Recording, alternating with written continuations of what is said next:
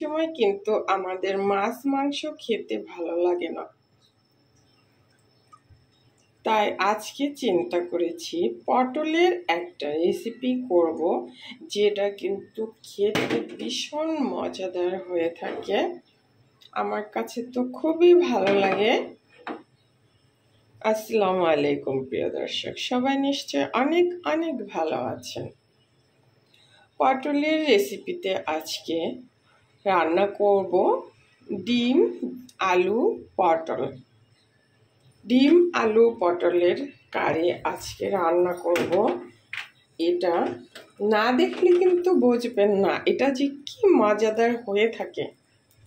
আমি এখন রান্নাটা করে দেখাবো, তাহলেই আপনাদেরও যেভাবে আমি রান্নাটা করব সবার আশা করি খেতে মন চাইবে যে এটা আমি রান্না করে খাবো। তাই আপনাদেরকে ভিডিওটা কিন্তু সম্পূর্ণ দেখতে হবে। এখন হচ্ছে যে তেল দিয়ে দিয়েছি, তেল গরম হয়ে গেছে। পটল এই যে আমি এখানে চিড়ে 2 পিস করে নিয়েছি। এখন পটলগুলো ভেজে নেব। সামান্য লবণ,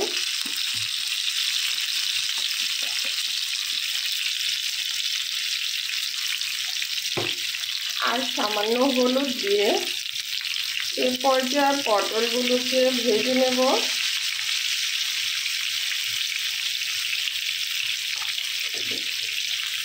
একটু লাল লাল স্পট করবে সেভাবে পটলগুলোকে ভেজে নিতে হবে।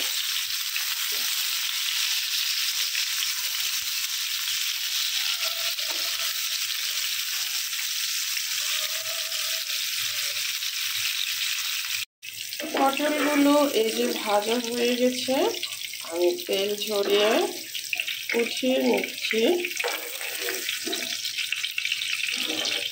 তো এখন এই যে আলু ভেজে নেব। এখানে মাঝারি সাইজের 3টা আলু রয়েছে। আলু লবণ দিয়ে, সামান্য হলুদ দিয়ে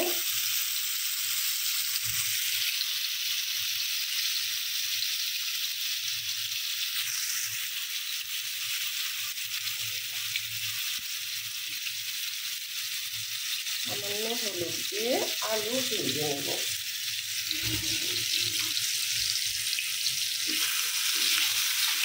সিদ্ধ হওয়ার মতো একটু লুক চলে আসবে, লাল লাল করে আলুগুলো ভেজে নিতে হবে। ভেজে আলুগুলো সিদ্ধ করতে হবে, তারপর ভেজে নিতে হবে। এই পর্যায়ে আলুগুলো কিন্তু যে দেখতে পাচ্ছেন লাল লাল করে ভেজে নিয়েছি, এই যে সিদ্ধ হয়ে গেছে। এখন আলুগুলো উঠিয়ে নেব।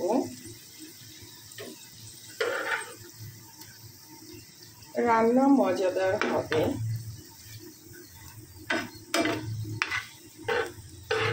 রাঁধুনির হাতের গুণে আর রাঁধুনির ধৈর্যের জন্য সাধারণ রান্নাটা অসাধারণ স্বাদের হয়ে উঠবে। যদি সে মনোযোগ দিয়ে দাঁড়িয়ে থেকে রান্না করে, তাহলে তার রান্না অবশ্যই মজাদার হবে। এখন আমি এই যে রসুন দিয়ে দিলাম। রসুনটাকে একটু ভেজে নেব। প্রথমে একটা রসুনের হাফ আমি এখানে দিয়েছি।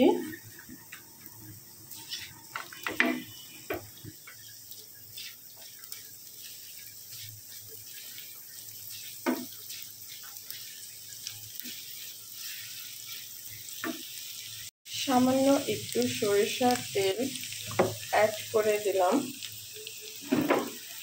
ভাজি, যত ধরনের ভাজি আছে অথবা মাখা মাছ, হাতে মাখা মাছ যেটা রান্না করেন সবাই সরিষার তেল দিয়ে করবেন, সেরকম ফ্লেভার পাওয়া যাবে। আমি ভাজি, হাতে মাখা মাছ এই সমস্ত কিছু সরিষার তেল দিয়ে রান্না করি। এখন এই যে লবণ দিয়ে দিলাম,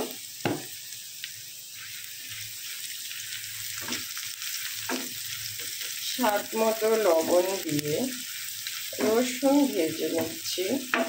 এখন এই যে পেঁয়াজ কুচি 1 মুঠ দিয়ে দিলাম। মনে হচ্ছে আরো একটু পেঁয়াজ লাগবে। একদম ভর্তি করে 1 মুঠ পেঁয়াজ দিবেন। আবার একটু লবণ দিলাম, পেঁয়াজটা সফট হয়ে যাবে তাড়াতাড়ি।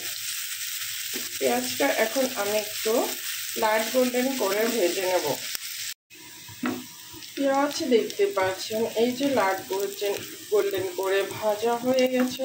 এখন চুলার আঁচ কিন্তু একদম কমিয়ে দিয়েছি, যেহেতু মশলাগুলো অ্যাড করব। 1/2 চা চামচ দিচ্ছি হলুদ গুঁড়া, 1 চা চামচ মরিচের গুঁড়া, 1/2 চা চামচ এর কম হবে ধনিয়ার গুঁড়া, 1/2 চা চামচ জিরার গুঁড়া, 1/2 চা চামচ গরম মশলার গুঁড়া দিয়ে এখন মশলাটা মিক্সড করে নিচ্ছি। এখন সামান্য পানি দিয়ে 1/2 কাপ পানি দিয়ে মশলা কষিয়ে নেব। মশলা রেখে আমি 2 থেকে 3 মিনিট লো হিটে কষিয়ে নেব। রান্নার জন্য নয়, রান্নার স্বাদের হয়ে থাকে রাঁধুনির হাতের গুণে আর ভালো ভালো মশলার গুণে আর রাঁধুনির ধৈর্যের গুণে। মশলা কিন্তু কষানো হয়ে গিয়েছে, মশলা থেকে এই যে তেল সেপারেট হয়ে গেছে। এ পর্যায়ে আমি প্রথমে আলুগুলো দিয়ে দেব।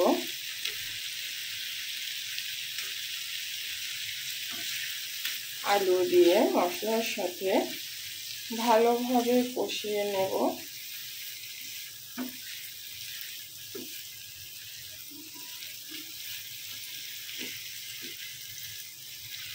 আমি কিন্তু এখানে 3টা কাঁচামরিচ ফালি করে অ্যাড করেছি।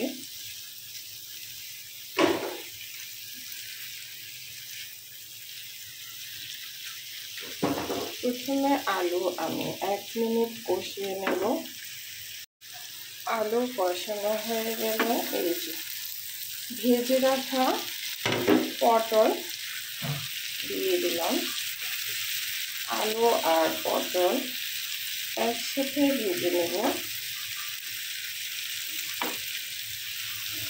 চুলার আঁচ এখন একটু লো হিটে রেখে ঢেকে 2 মিনিট রান্না করব আলু আর পটল। এই যে দেখতেই পাচ্ছেন আলু আর পটল আমি বেশ কিছু সময় ধরে রান্না করে নিয়েছি। এই পর্যায়ে এখন আমি সাইড করে নেব আলু আর পটল। এখানে দিয়ে দেব 3টে ডিম। চাইলে আপনারা 2টা ডিম দিয়েও করতে পারবেন এটা। এই সময় আমি চুলার আঁচ কিন্তু লোতে রেখেছি। সামান্য একটু মরিচের গুঁড়া ডিমের মধ্যে দিয়ে দিলাম আর সামান্য একটু লবণ। এখন ডিম, এই যে ডিমের একটু বড় বড় পিস করতে হবে কিন্তু।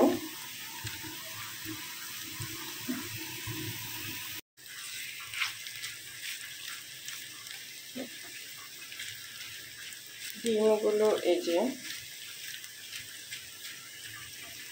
পিস পিস করে দিচ্ছি।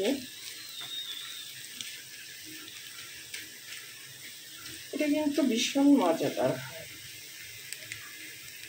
চাইলে একবার তৈরি করতে পারেন, পরিবারের সবাই খেয়ে খুবই পছন্দ করবে। বেশি কিন্তু ভাজবো না। এখন এই যে মিক্সড করে দেব।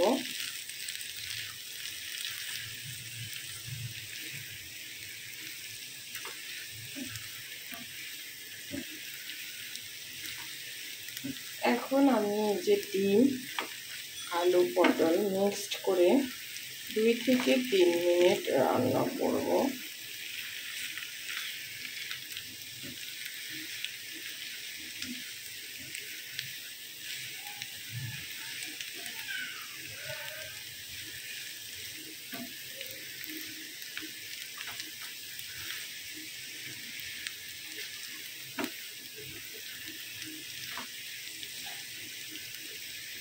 নেওয়া হয়ে গেলে এই যে সামান্য একটু পানি দিয়ে দিলাম। দেখতেই পাচ্ছেন আমি কতটুকু পানি দিয়েছি, একদম সামান্য। এই পানির জন্য একটু মাখা মাখা হবে আর একটু শুকনো শুকনো হয়ে যাবে।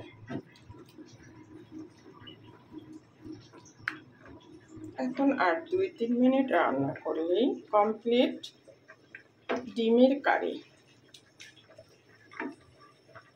আমি ঢেকে রান্না করলাম 2-3 মিনিট। দেখতে পাচ্ছেন চারদিক থেকে বাবুল করছে। এখন এই যে সামান্য ধনিয়ার পাতা কুচি দিয়ে দিলাম। রান্না আমার কমপ্লিট। চাইলে একবার এভাবে ট্রাই করতে পারেন, ভীষণ মজাদার। গরম গরম ভাতের সাথে, পরোটা রুটির সাথেও এটা খেতে পারবেন আপনারা।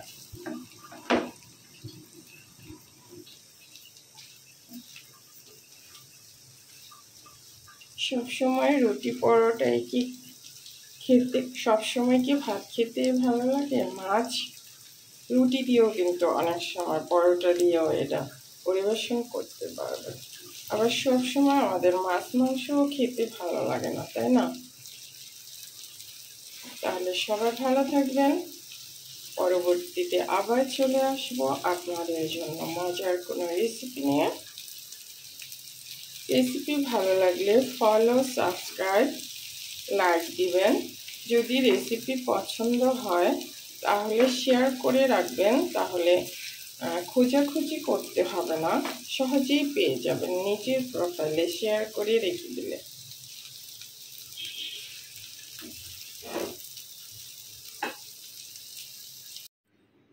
তাহলে এই যে দেখেন, কি পছন্দ হয়েছে তো? গরম গরম ভাতের সাথে একবার খেয়ে দেখবেন। আমি খেয়েই বলছি আপনাদেরকে। আমি একটা রেসিপি ট্রাই করি প্রথমে, তারপরে আপনাদের সাথে শেয়ার করি যে এটা মজাদার হয়েছে কিনা। এটা সত্যি ভীষণ মজাদার, বিলিভ মি বলছি। একবার হলেও রান্না করে খেয়ে দেখবেন, আর কিছুই নিতে মন চাইবে না। মাত্র 3টে উপকরণ দিয়ে এই যে মজাদার রেসিপিটা তৈরি করে একবার হলেও খাবেন। আজকে তাহলে বিদায় নিচ্ছি। সবাই সুস্থ থাকবেন, ভালো থাকবেন, নিরাপদে থাকবেন। আল্লাহ হাফিজ।